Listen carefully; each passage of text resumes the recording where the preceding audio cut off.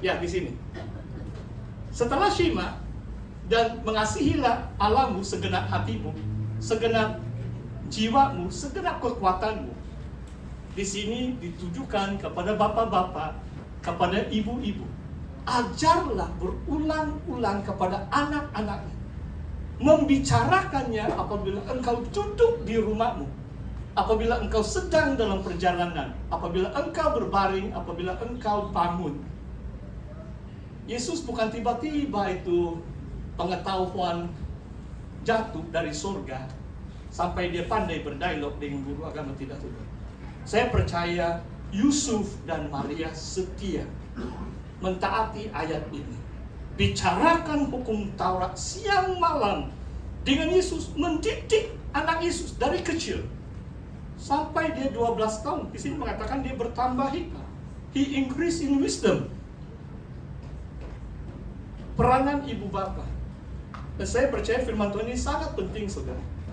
Sebab kadang-kadang satu di antara sebab ada penurunan statistik orang Kristen seluruh negeri Sabah adalah anak-anak kita tidak ikut Tuhan.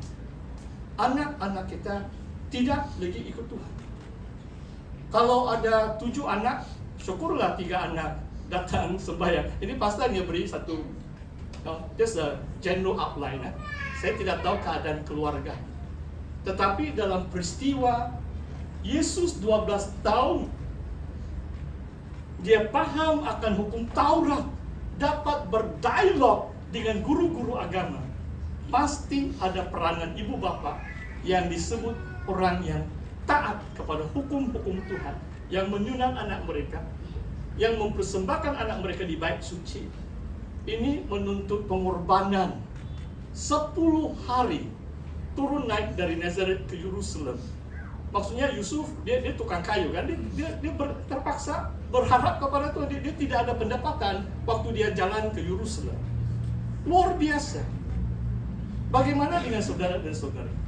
Saya rasa cabaran kita selaku ibu bapa tidak kurang, bahkan lebih mencabar abad yang ke-21 berbanding abad yang pertama.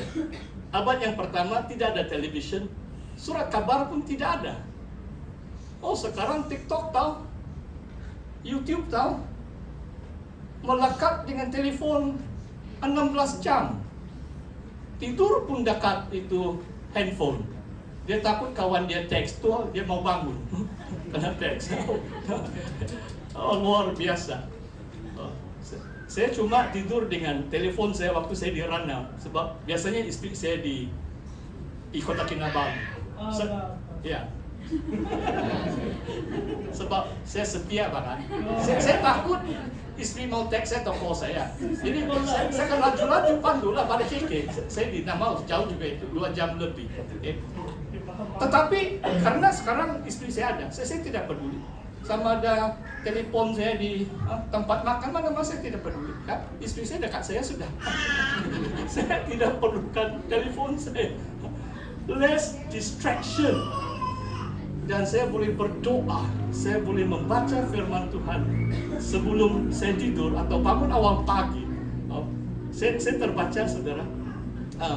Ada sekarang YouTube, saudara boleh belajar banyak perkara. Dia bilang, I finish work by 11 o'clock. Segala sesuatu yang saya mau lakukan jam 11 pagi selesai. Dan saya boleh aminkan itu. Saya ada menulis beberapa buku. Kadang-kadang saya bangun awal jam 4, 5:30 saya mulai sudah tulis buku. The best 5 hours is in the morning. Jam 11 selesai sudah, 5 jam saya tulis, berhasil. Petang mungkin saya boleh relax sedikit, malam saya tulis lagi. Tapi kalau saudara tidak manfaatkan waktu-waktu pagi itu, susah mau berhasil dalam hidup saudara.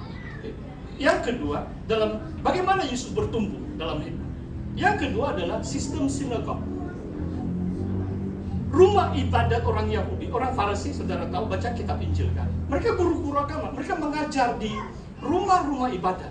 Hari Sabat, biasanya ibu bapa akan antar anak mereka di sinagog, rumah ibadat orang Yahudi dimanapun. Kalau bait suci satu saja di Bukit Sion di Yerusalem. Tapi banyak sinagog yang lain seluruh Israel.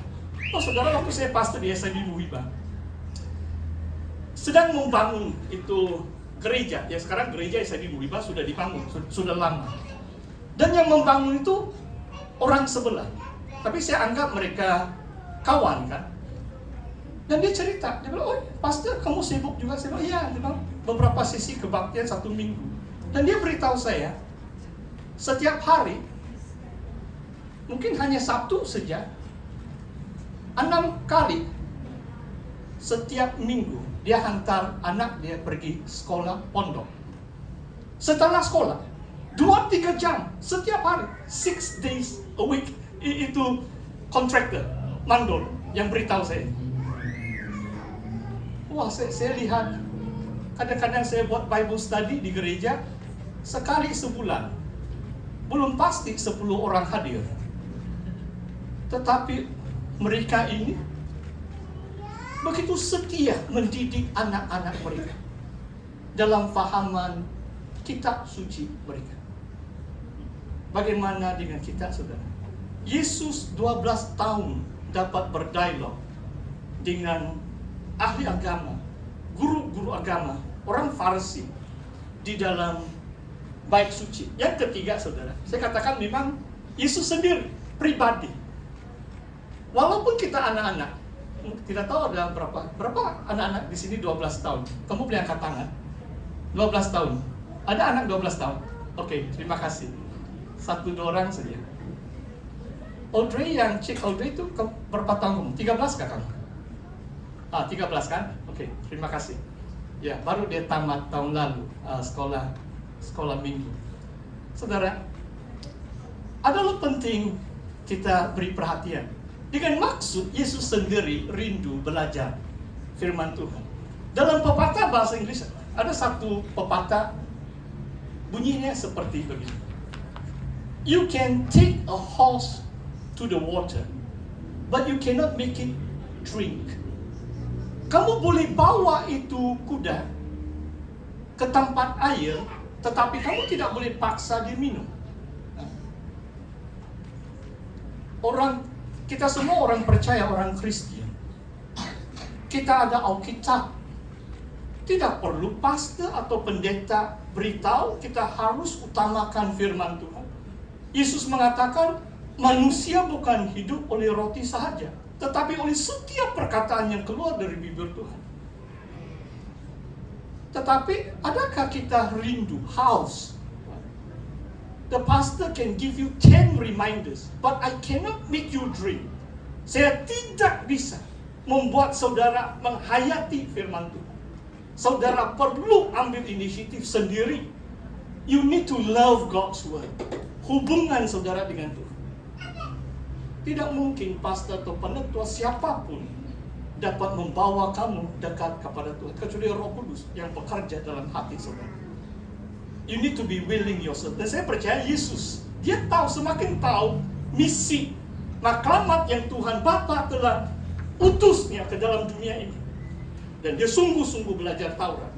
Dia sungguh-sungguh belajar seluruh perjanjian lama, bukan sedikit, dari Kejadian sampai kitab Maliaki, 39 buah kitab.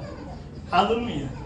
Saudara, saya mau mengakhiri perkongsian firman Tuhan dengan membaca bab yang kedua, Kisah Rasul. Mari kita lihat Kisah Para Rasul bab yang kedua. Inilah cara kehidupan jemaah awal. Sesuai dengan ajaran Tuhan Yesus, saya bacakan di sini. Kisah Rasul bab yang kedua, ayat 42. Mereka bertekun dalam pengajaran rasul-rasul dan dalam persekutuan. Dan mereka selalu berkumpul untuk memecahkan roti dan berdoa.